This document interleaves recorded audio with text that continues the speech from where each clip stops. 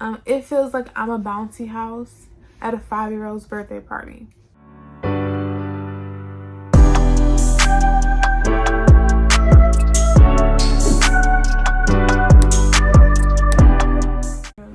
What's up, y'all? Welcome back to the chat room. I mean, I don't even know how to do an intro for what we're about to talk about. If you see the title, you know what's going on. You're probably thinking, what? I am not pregnant. Yeah. Let's do some backstory. I haven't done this YouTube shit in a while, so let's just bear with me. Yeah. Backstory. I got pregnant in September, right? I told y'all like 2 months later, started documenting my journey. I had from what you guys saw on my YouTube, which was the main videos, because most of my videos were supposed to be for the 3rd trimester. But from what you guys saw, I had a very good pregnancy. No morning sickness past nausea, no complications. I was not high risk. I wasn't blowing up like a blowfish. All the checkups was coming out perfect. Like, my blood pressure was good. Her progression was good. Everything was good, okay? Also, what y'all don't know is every Wednesday was my, like, new week.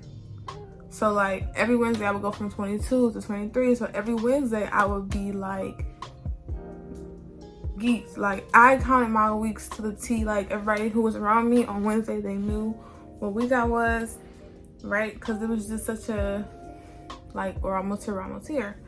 So first trimester, great. Second trimester, great. I make it to 28 weeks. Everything changes. Everything changes. It was almost like as if the day I turned 28 weeks, I peed every 5 minutes. The pain that my body felt was overly painful. My hormones went from 100 to 1,000. Like, everything changed. Something that also changed was my discharge. Now, I heard, you know, as you increase in pregnancy, your discharge changes. And so I went from having kind of like more discharge than normal to having like excessive amounts of discharge, right? And so I'm thinking, baby girl, just getting ready. It's getting slippery down there. This is what I'm thinking. And I'm asking my doula, like, okay, is this cool? So yeah, I think that's cool or whatever. And, you know, at this point, after 28 weeks, you go to the doctor every 2 weeks. So when I started to get worried about it, I'm like, okay, I'm just gonna go to the doctor next week. We're gonna figure it out, right? Mind you, this part of the backstory, just keep it in mind, but like, it's not like a major key to the story, but I'll explain. So I started having this discharge, right? Started using an exercise ball because I'm in my last trimester. And for those of you who don't know, who have not seen my video about my birth plan, I was gonna go 100% natural, straight through the way at a birthing center, doula, no medication, nothing, right? So I'm starting to do my exercises. I'm starting to change my diet. Like, I already ate good, but I was getting ready for the baby, but I was also being very cautious of like not doing anything to induce my labor. So like nipple stimulation, stuff like that, I was very like, okay, let's chill out because we're at the final trimester. And I always felt like my child was gonna come early, but early in the normal range. So like, you have a baby at 40 weeks, I'm thinking I'm gonna have mine at 38, you know? So that's the backstory. Let's fast forward to it's like Friday night. I'm 29 weeks and 2 days. I come home to my mom's house because I live 40 minutes away with my boyfriend at our college apartment, his college apartment, my college apartment, whatever. I came to kick it with my old roommate and my best friend because, you know, I didn't really see people with the pandemic and being pregnant, so we came to have like a little girls' night. Really chill, just kick at the house, get some food, whatever. I'm having a good time. I'm talking to my girls. I'm feeling great. This is like the one night that I stayed up to midnight because I go to bed early and everything's cool. I wake up at like 3:30 in the morning, which is normal because I have to go pee, right? Normal. But what wasn't normal was the whole bottom part of my nightgown was soaking wet. And so I'm thinking, like, am I sweating? Is this what hot flashes feel like? Am I starting to have hot flashes? Like, is this just a new symptom? So I get up. The entire place where my like butt lay in my bed, I'm like getting chills talking about it. The entire part where I laid my like lower body in my bed was soaking wet. My pregnancy pillow, my baby pillow, where I put my legs on it, soaking wet. So I go to the bathroom and I pee, you know what I'm saying? And then I stand up and stuff is just trickling down. So I call my mom, I wake her up. I'm like, Mom, wake up. Come to the bathroom, come to the bathroom. She's like, what's going on, what's going on? I'm like, come to the bathroom. I knew what was going on, but there was no way that this could be happening to me at 29 weeks. No way. No way this could be happening to me. So I go to the bathroom, I show her. I'm like, at this point, like, I should have recorded it, but yo, I was so scared. I was so scared. I think I have pictures. I might put the picture up. I was so scared because I'm like, I know what this means, but I'm not gonna say it. At this point, I was like gushing water. Like, this was a fucking movie. Like, regular people at 40 weeks don't do this sometimes. Like, it was everywhere. So my mom took one look at me and she said, your water broke. What do you do? What am I supposed to do? So I call my boyfriend. I call him like, you need to get here right now. My water just broke. He's like, what are you talking about? I'm like, no, my water literally just broke. So I call my doctor. They're like, go to the emergency room. Then I call my doula and I told her like, okay, my water broke. And she's like, wait, what's going on? I'm like, yeah, my water broke. Yeah, we only had one meeting. Like, what is happening right now? Now mind you, I had got very like preparatory for labor like 2 weeks before this happened. I had started like making my birth plan. I had a meeting with my doula. I had took a class online for the birthing center. Like, we were starting to prepare ourselves for like this. Like, I had everything planned out. My baby shower was in 2 weeks. My maternity shoot was in a week. Like, well, something like that. Yeah. And we was about to get taking this junk. It was about to be wrapped from here. Like, I was almost done. I was starting to wobble, everything. So at this point, I'm just going through my head right now is like, I hope that she's okay. But I had just started like doing these anxiety breathing exercises because when I went to the hospital last time with a first scare, my blood pressure was so high they almost kept me, and it was just anxiety. So I'm like, when I get in here, let me calm down. So I get to the hospital. My boyfriend's not there yet. The way the hospital works is you can only have one guest. So my mom was like, I can't go up with you because I want him to come up with you. So I'm gonna send the car till he gets here. He was like 20 minutes away. So I go to triage. So we get in the car. I soak my mom's entire car, passenger car seat. It's soaking wet. I get to the emergency door because after hours I have to go through the emergency door to get to labor and delivery. They put me in a wheelchair, woke me up, protocol. But at that point I needed it. Soaking. Everything I'm touching is soaking wet. My pants soaking wet. Like, I am like, this cannot be happening. So I get to labor and delivery.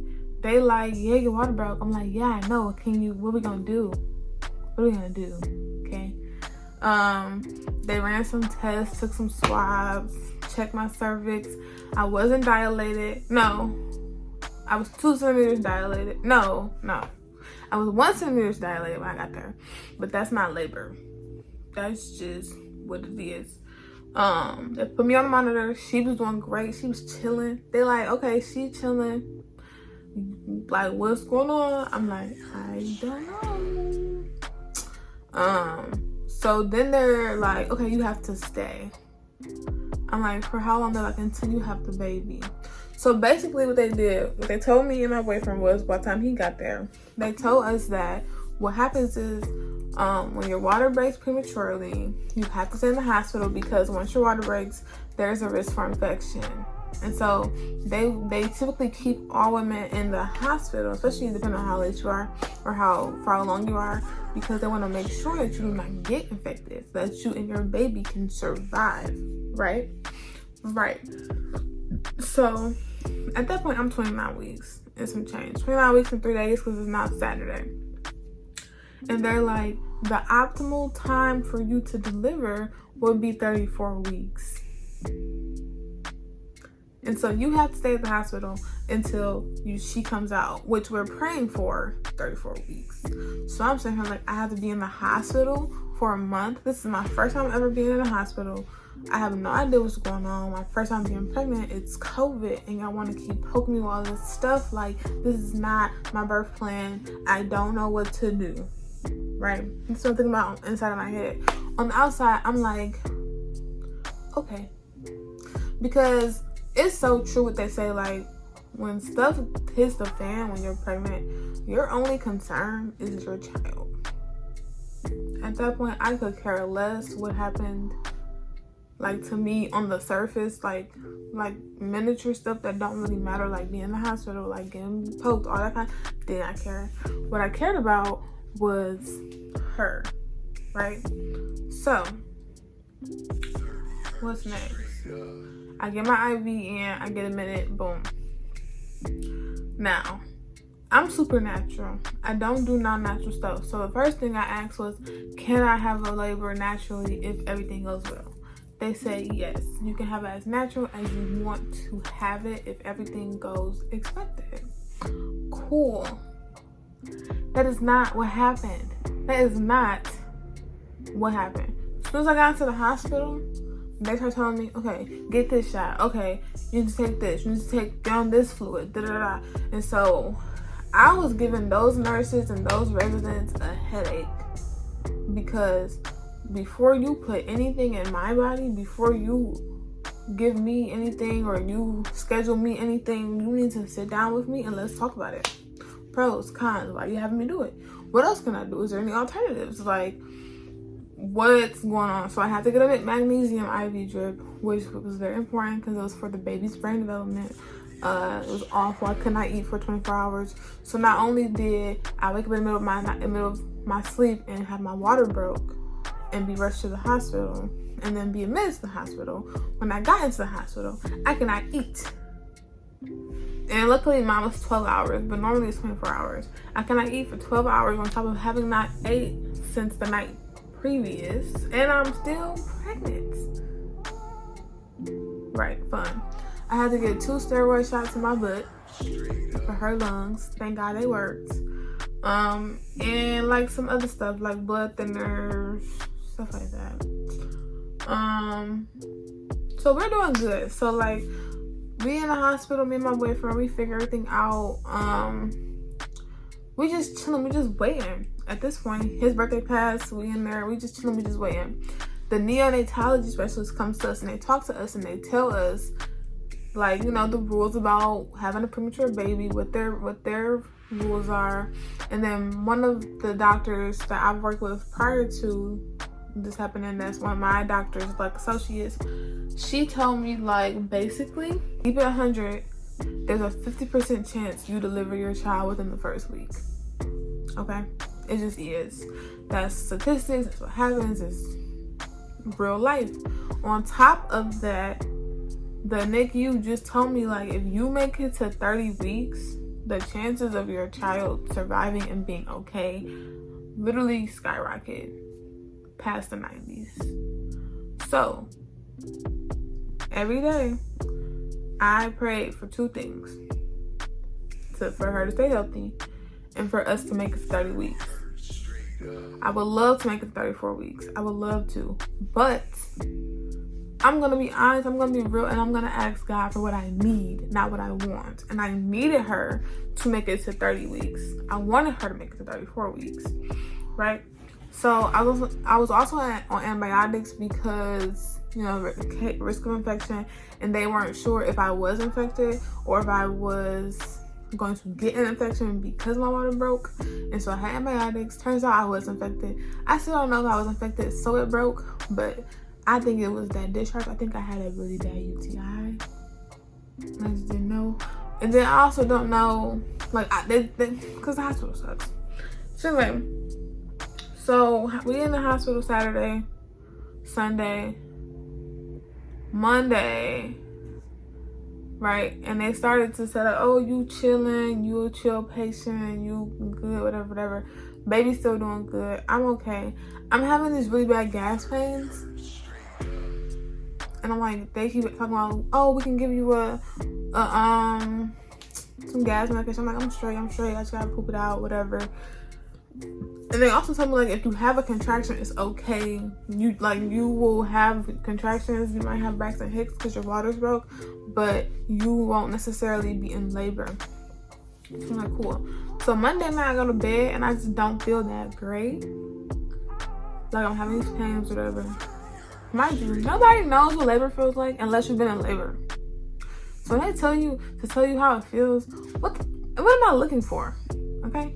So I wake up Tuesday morning at 4 o'clock in the morning. And I told my boyfriend, I said, I am having contractions. This is not no gas, baby. This is not no gas. I feel like I'm on my period.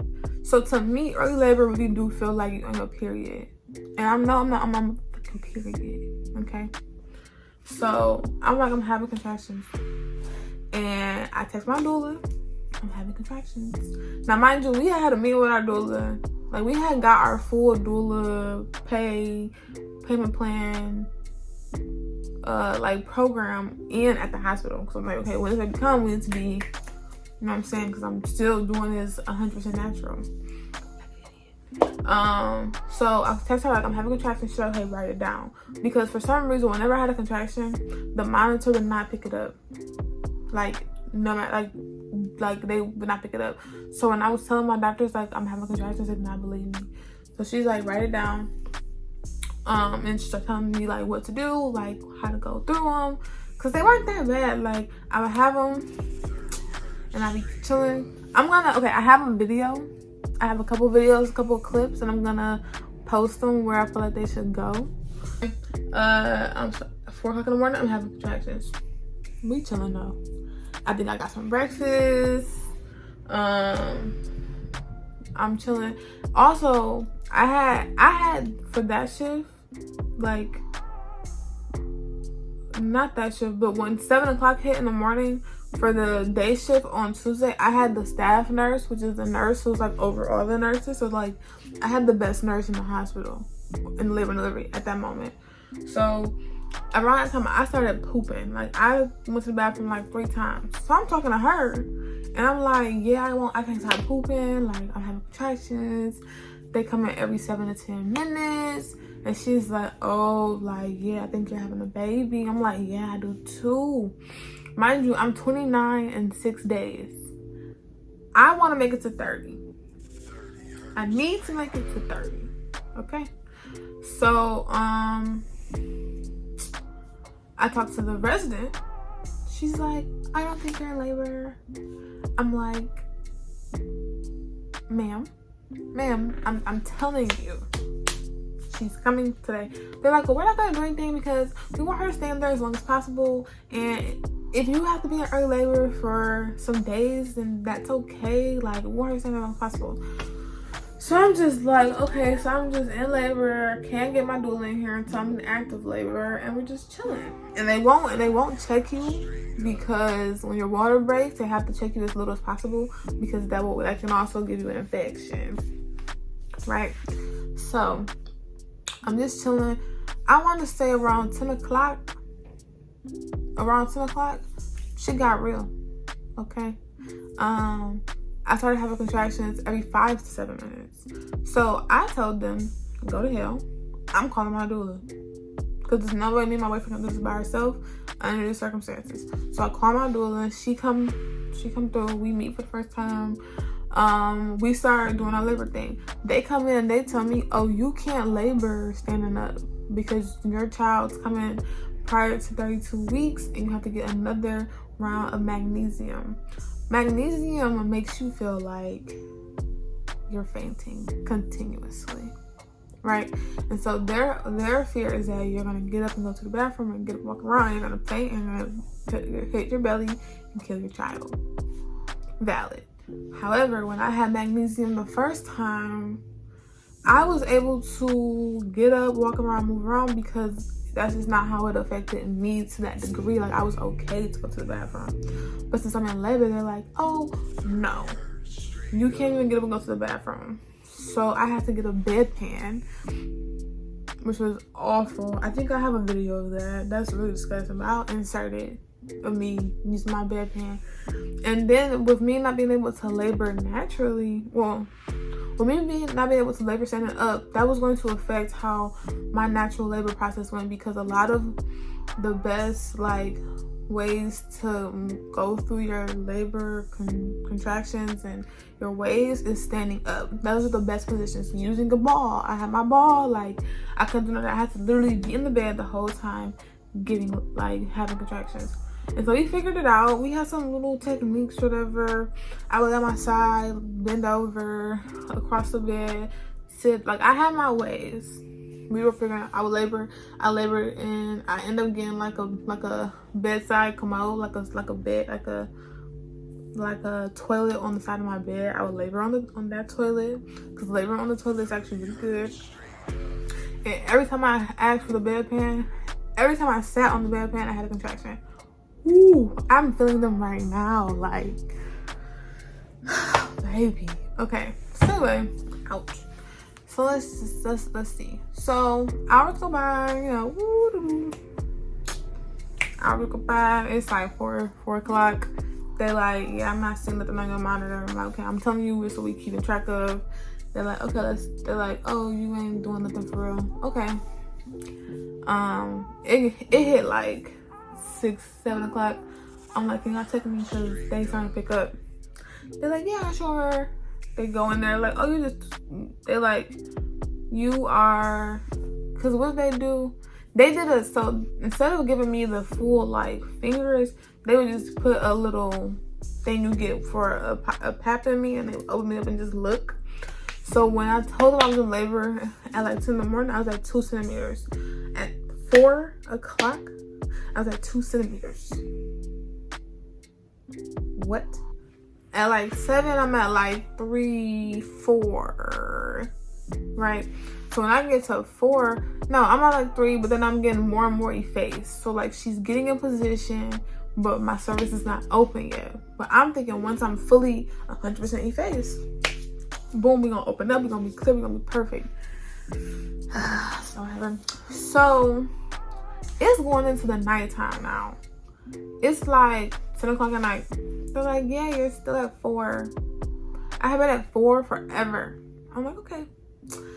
So I don't remember what time all this happened. I just remember I had been in labor all day at that point, and I had still not took an epidural, no medication, and I was dying, and I couldn't eat because I was on magnesium. Yeah. So I think I had chicken broth, and I had water. Yeah. It was awful. And some ice chips. It was awful. So then what happens? Some residents come in and they like, oh, the baby's heart rate dropping. But to me, I had just moved. So they're like, let's refine her heartbeat. So okay, I think the monitor just moved. They some janky ass monitors. And so I'm like, okay, she doing fine. Her heartbeat was fine, whatever. And it was at 12 o'clock in the morning, I want to say. I'm still 4 centimeters. And so at this point, I'm in excruciating pain. And they come in, and but 4 residents rush in and 2 nurses rush in, and they're like, da, da, da. And they made me put a pulsate on to see if the monitor is catching my pulse or the baby's pulse. But nobody ever told me that my baby's heart rate was dropping. Nobody ever told me. They just had me thinking we were doing precautionary things. When I went to, that's another story. But nobody ever told me that my baby heart rate was going in and out. Okay, so they do an ultrasound on me, and I'm wondering why. No, fuck that. They check my cervix again. I'm still at 4. I'm still at 4 centimeters. Okay, and they like, let's do an ultrasound. I'm like, why? This is not normal. But they're like, we want to make sure that she's still facing the right way. I'm like, wouldn't you feel that? And I had some, like, my night residents were terrible. So they do ultrasound, and they're like, oh yeah, these are her eyes. Like, she's still facing down. Like, but we don't know what's going on. Blah, blah, blah, blah, blah. An hour later, they call in the doctor on call, who was another associate of my doctor. And she's like the big shot doctor, right? She comes in, she does a, ultrasound, and she puts her fingers up there, really, really, really far up there. You know what I'm saying? And she's like, oh, your baby's sunny side up. What does that mean? So apparently your baby's supposed to face head down with her eyeballs facing your butt. My child eyeballs was facing my vagina, right? So she was facing up. So she was like, we can deliver her like that, but that'd be very, very painful. We're gonna need you to figure it out and try and do some stuff to like move her, and you're not gonna dilate until she moves, yada yada yada. And I don't remember if this is when they told me that I had her shoulder was out or not, but at some point they told me like her shoulder was in the wrong position. I think it was then. They told me that her shoulder was like coming out first. So like, let's try and move you because you can't dilate until she's completely in position, like fully. And we want you to have a natural birth. So, okay. And they said, we're going to have to put you on Pitocin so that we can try and like, you know, induce you a little bit, because at this point, like, you're just doing nothing, you know? And so at this point, I'm like, get the baby out of my belly. So at this point, even though I never, ever want to do Pitocin, I know what Pitocin does to you and your child and your body. They gave me the Pitocin. Never take Pitocin without an epidural, because when I tell you, I was having real contractions, you know what I'm saying? And I was working through them. When that Pitocin came, baby, everything changed. I started cussing at the doctors. I'm like, shut the fuck up, get this baby out of me. Like, I do not give a what y'all saying to me right now. I started screaming. It got to a point where every contraction, I would literally take my doula's head, put it in my bosom, and just squeeze her, like wrenching pain. Like, nobody could touch me but her, because she knew what she was doing more than my boyfriend did at this point. Awful. And then on top of that, since my baby was posterior, they made me labor in these certain positions that's supposed to move the baby. And so they would put me in the position for about 5 to 10 minutes. She would move. They would take me out. She would move back. What's going on? So at this point, the doctor comes back in and she's like, no, sorry, I'm sorry. All this happened at like 3-ish. All the moving, switching, whatever.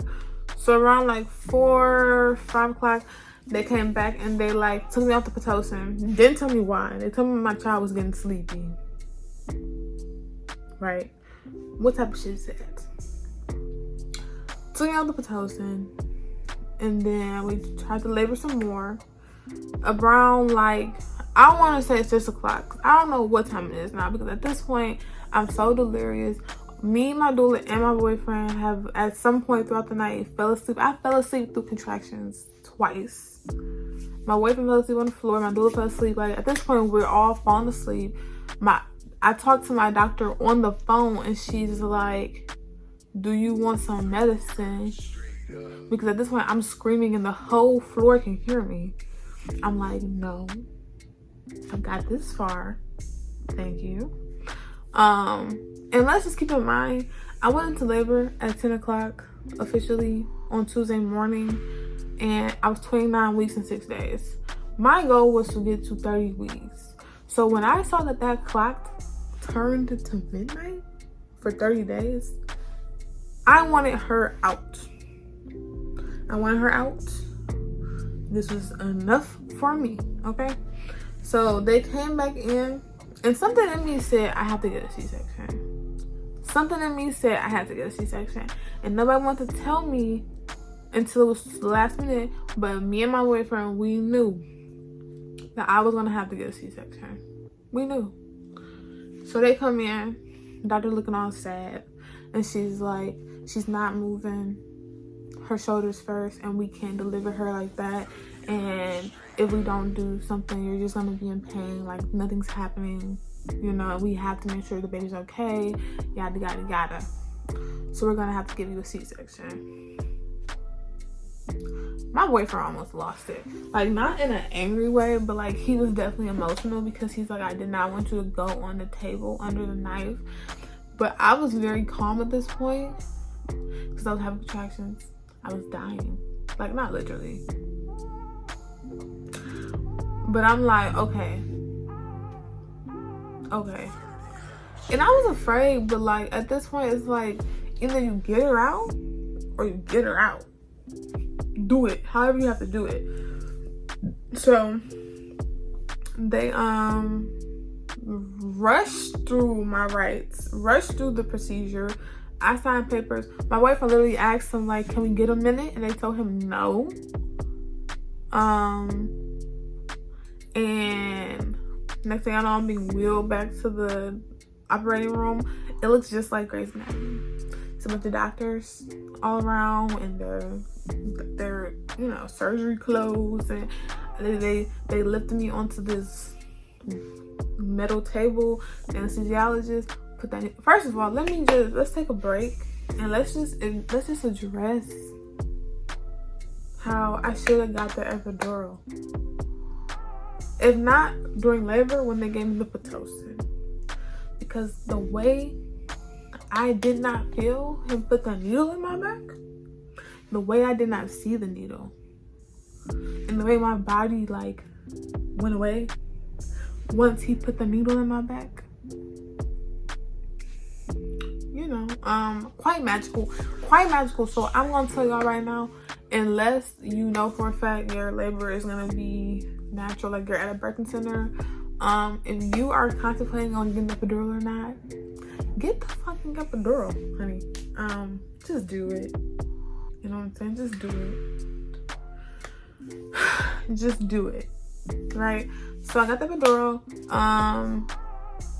They bring my boyfriend in, and everybody keep asking me, how does it feel to have a C-section? What do you feel? It feels like I'm a bouncy house at a 5-year-old's birthday party. That's how it feels. Because it don't hurt. I just feel like, bloop, bloop, bloop. Like I could just feel the tugging, the pulling, the bounce. Like I feel like my back was just jiggling. You know what I'm saying? Jiggle, jiggle, jiggle, jiggle, jiggle. That's how I felt.